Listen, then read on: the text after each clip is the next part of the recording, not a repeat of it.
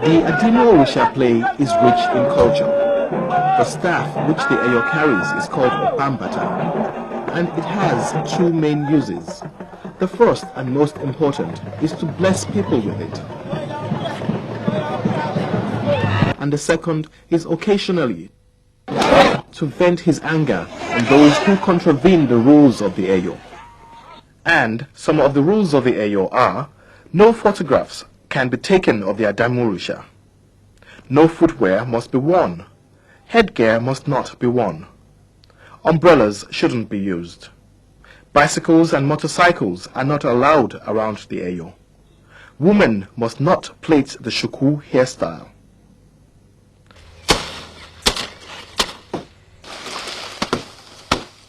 The staff is cut from a particular palm tree found around Lagos Island, and it bears several designs which are carved by hand. Traditionally, these designs have meanings for those who understand. For instance, this is a Jiogbe. Translated, it connotes success. Oyeku means escape from danger or death. Other designs have their meanings too. When the Eyo touches a person with his staff, he is literally transferring those blessings onto the person.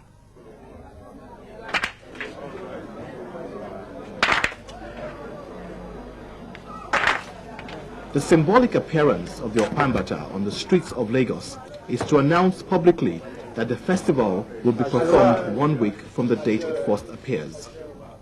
The elders of Eyo Adamu appear on the streets in procession, and they visit the homes of dignitaries to announce the coming of the festival.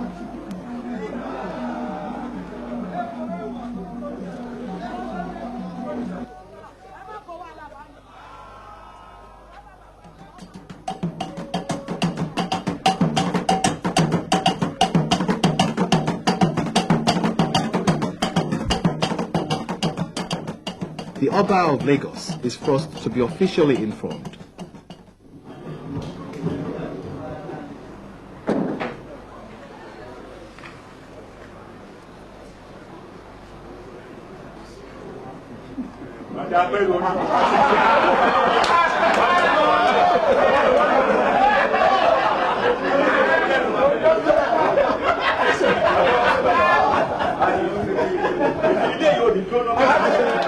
This house will not burn.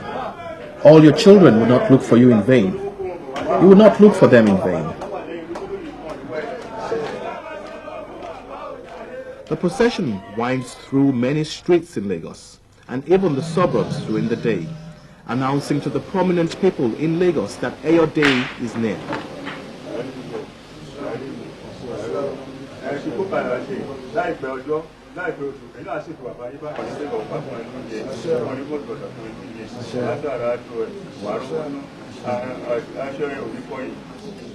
Many families host staff bearers to mini celebrations in their homes.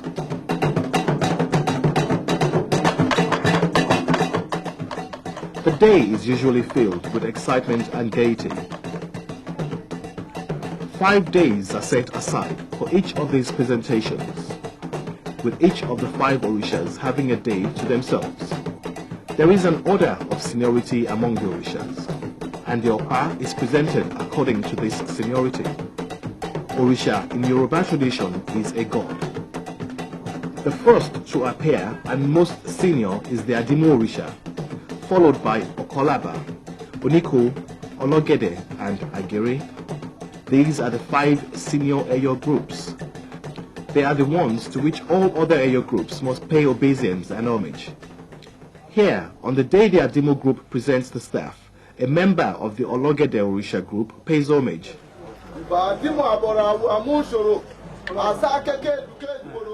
Homage to you, Adamu Orisha. We run in all directions when we hear the sound of the Orisha approaching. None can confront the live leopard. None can confront the leopard on the way without being an initiate. There are about 60 other Eyo groups, and each group represents a ruling house or chieftaincy family. The groups are identified by their different colored hats. The hats are handmade. by people who have learnt the art from generations past. It is a closely kept secret how the hats are made. In fact, it was difficult to find a place where such was being done, and when we did, not much was divulged from the age-old secrets.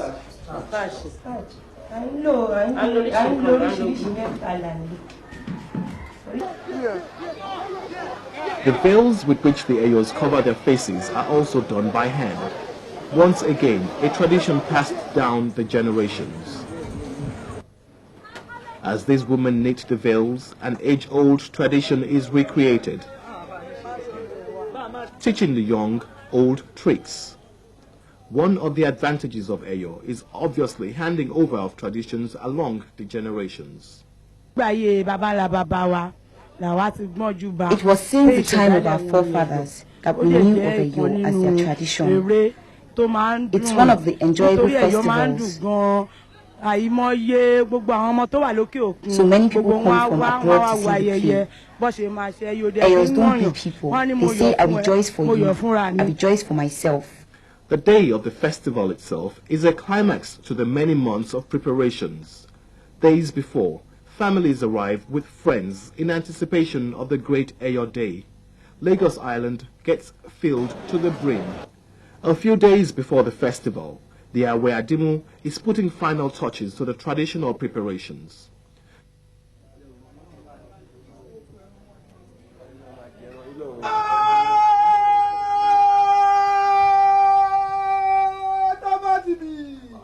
Most of these preparations we were not allowed to film. However, most are prayers for the souls of all departed, peace in Lagos and prosperity.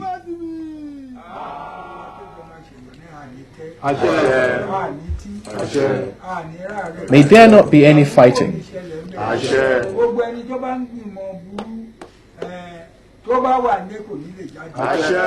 All those planning evil, if they are at home, may they not be able to go out.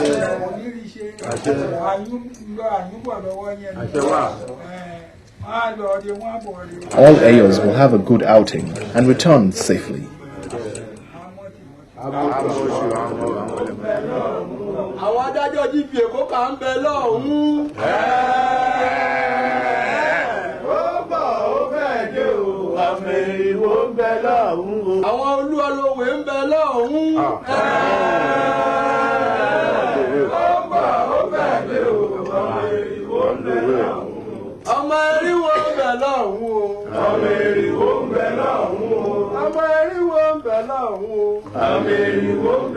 Other Orishas are busy preparing and praying too.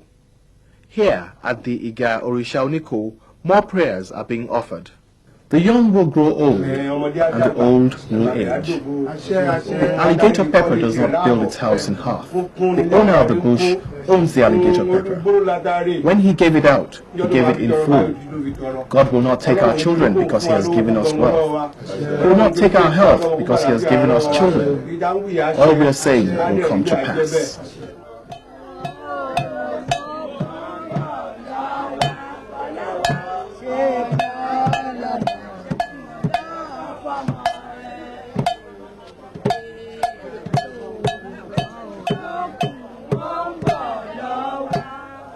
It is now just a few hours before dawn.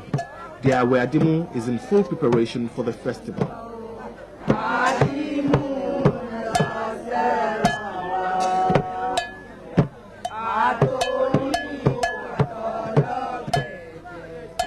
Any minute now, the Orisha Oniko will arrive at the Eyo Adamu to announce to the Orisha Adamu that he has performed his duty of sweeping the streets of Lagos of all evil. Soon after, he will be followed by the Orisha Ologede, who will announce that he has cleared all what Oniko has swept. It is only after this that the Orisha Adamu will prepare and appear publicly for the first time.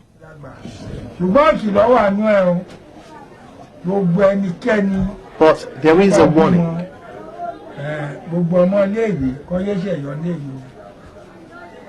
All who have children should warn their children to stop performing the play at school.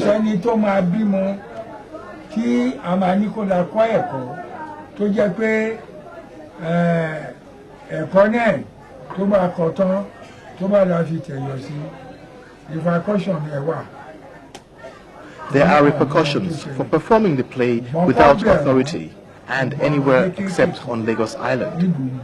Parents should please stop their children from performing the Eyo play at school or anywhere else.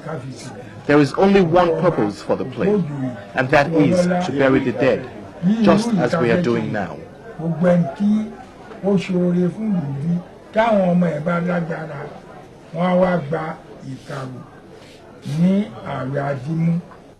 Time is near, and the Orisha Adamu is getting impatient. He makes his presence felt once again.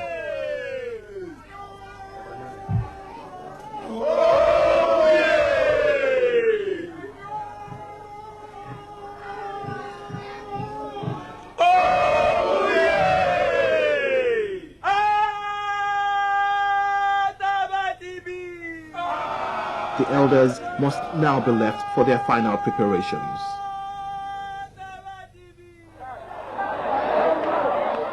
It is dawn, and Eyo Day has come. Adamu Orisha has appeared in public. We must, however, not attempt to film this.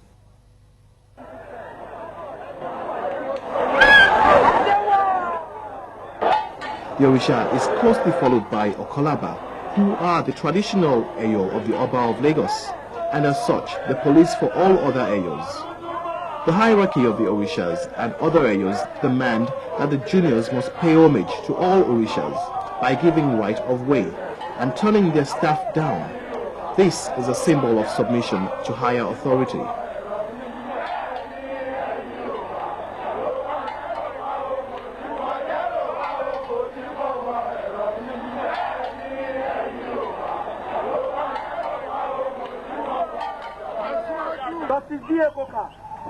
wọ́n ní ikú lọ́ba bọ̀ ọ̀bá foríṣà sílẹ̀ wọ́n ní nígbà tí kú ní pa ní kí lọ́ríṣà mi wò eriwo eriwo ó ti gbẹ́rẹ́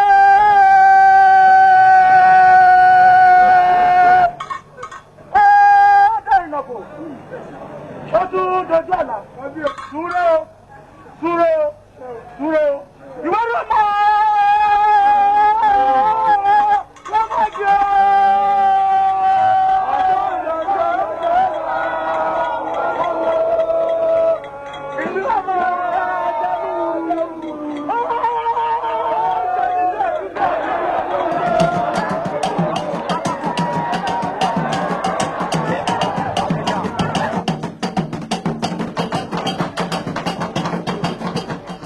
The Eyo Festival is indeed a joy to watch, and a greater joy to be a part of. No wonder the tradition has endured the test of time, a tradition that has been passed down from generation to generation. It simply is amazing to see the number of people who travel from far and near to be a part of the festival and to receive the blessings of the Eyo. Most especially the Orisha groups. Lagosians, both the rich and the poor, are proud of this festival. None compares with it anywhere in Nigeria. No wonder Lagos has the nickname Eko for sure. This is a tradition that will certainly remain with the people of Lagos for many generations to come.